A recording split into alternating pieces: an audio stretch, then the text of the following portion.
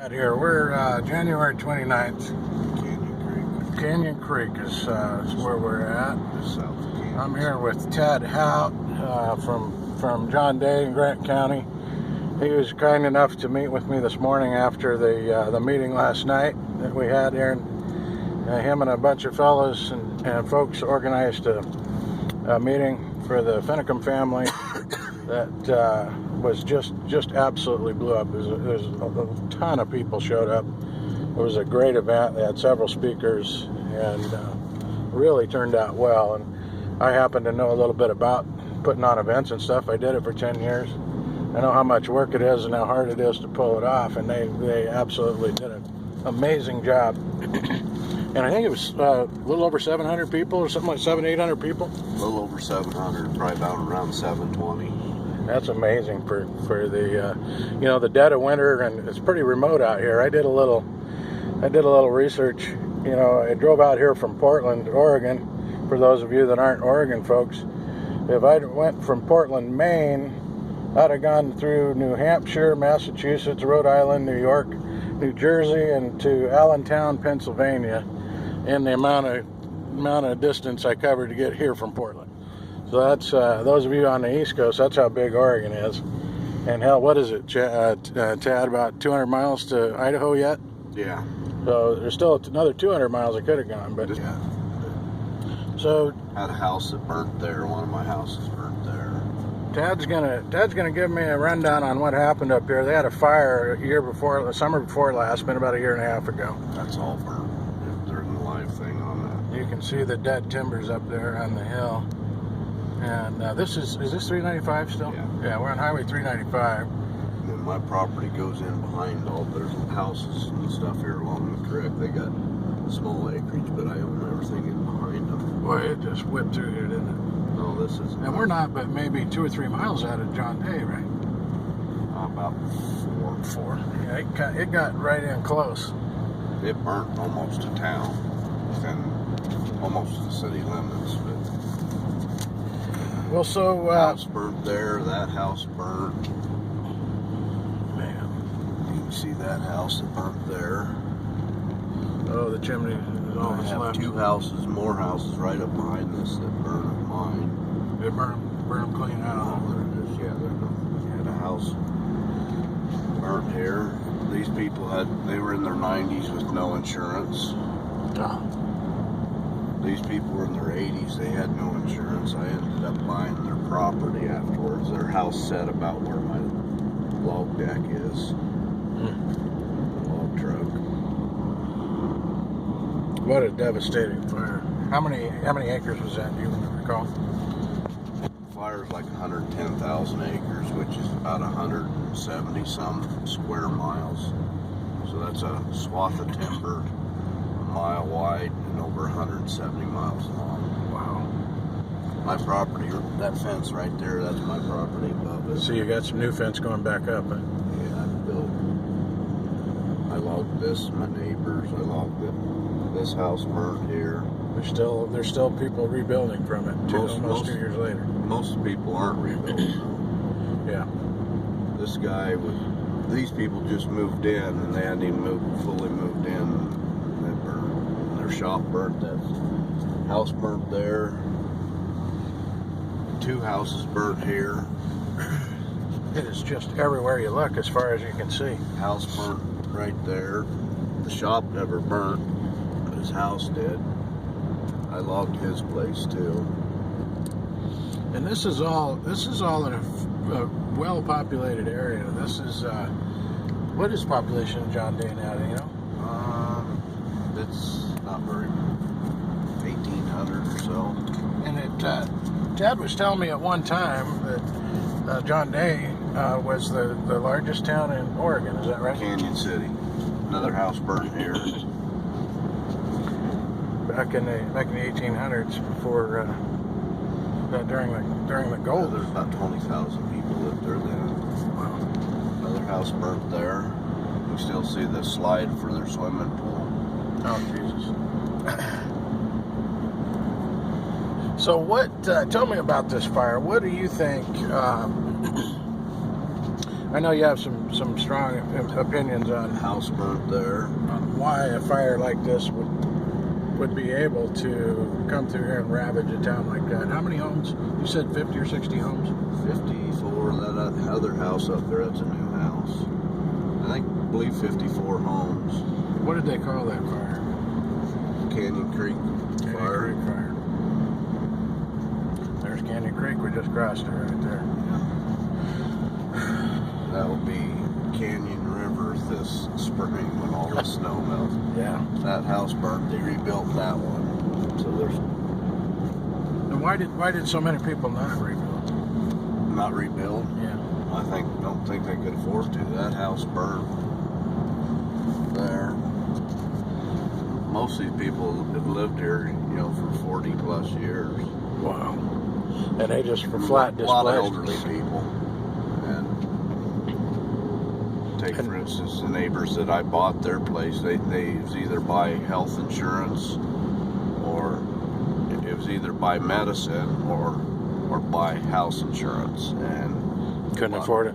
They bought medicine. Like so many people, it's just gotten to be, it's about all you can do to hang on to a place anyway. One of the fires this was 2 fires. One of them was right there on that little knob burning, and they played with it for 3 days. That was a small fire. Yeah, just a single snag the first day. It took them 6 hours to get anybody to it, when you could have got there in 15 minutes. Yeah. And then they just piddled. Now you say they, who are you talking about? The U.S. Forest Service. So U.S. Forest Service. It's their policies. It's everything. They mismanaged all this land on the sides of this private. Grossly mismanaged it, and then their firefighting policies are just pathetic. Now, how do they divvy up between U.S. Forest Service and BLM? Who manages the ground? Is it distinct and No, they have that. I mean, there is some BLM lands here, right across the canyon from me, but they're not really implicit in this particular fire, or weren't involved. There's not much of there. 2 more houses burned here.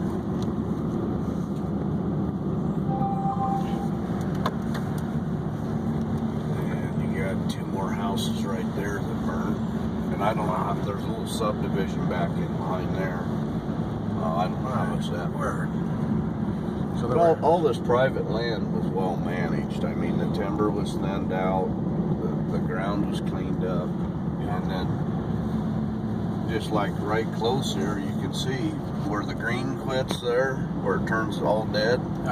That's not to public lands, and it was just a disaster. It's way too thick. What do you mean by public lands? Well, that's wilderness right there. Oh, okay. Right next. They illegally made this wilderness land by falsifying information. The U.S. Forest Service, they falsified information to the Congress, because these lands never even qualified to be wilderness in the first place. So when they take and make some ground wilderness, that restricts a lot of access. That restricts all management. So the end result of that is going to be a catastrophic forest fire. Oh, so they don't even manage it against. You're going to kill it. Wow. If so, all these people that want all this wilderness and stuff, they're getting lied to. It's just a big lie. And this is evidence of what happens. Yeah. So what happens is I'll drive you to the top of the mountain. This is 2 different fires. The one, I got hit by both of them at the same time, but the one came from 14 miles away. The one that got to your property? The one that really hammered me, it came from way up on top of this. Unbelievable. Unbelievable. This is long term though, that you won't have a viable forest back for a minimum of 100 years. And that's if it don't burn again. And what's going to happen in a few years is these dead trees will fall over on the ground, and you will have so much fuel on the ground. It'll be worse than when it burnt the first time. The worst hazard than it was, yeah. I mean, you're looking at something like that right there. You're looking at 500 tons of fuel per acre will be on the ground. And what were you telling me? What is the minimum, or what's the maximum acceptable tonnage for management, do you think? Well, your lower ground, it's 2 tons or less, and you'll have so-called foresters and stuff argue that, and you might be able to go as high as 5 or 6 tons on some of this higher moisture sites. Uh-huh. But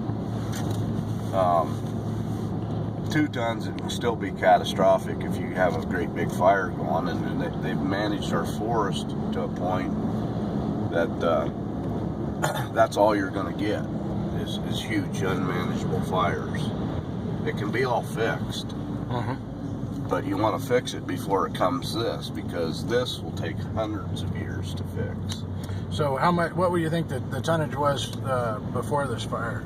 Some of this was just unbelievable up in these 2 forks of Vance Creek here, because they did a lot of broadcast burning in the 80s, and it killed so much of the timber that in the meantime, you know, in those years, all that timber fell over and loaded put the fuels on the forest floor, which that's why this fire exploded. Is prior broadcast burning they did, 20 years prior, 30 years prior. And so they had too much fuel on the floor. Yeah, see, all that stuff, that's where it all ended up laying on the ground. Wow. Which is a fuel source and a hazard. And it'll never rot, because in this arid climate, it'll take 500 years for it to rot. You're kidding. So the only way you're going to get rid of it's burn it. And they won't allow people to come in and harvest even the dead snags have timber value, right? Well, all this fir still has value. It should have already been salvaged. Should have been. So proper management would be to come in here and cut it out. Cut it all. Utilize the timber. Cut it all. Yeah.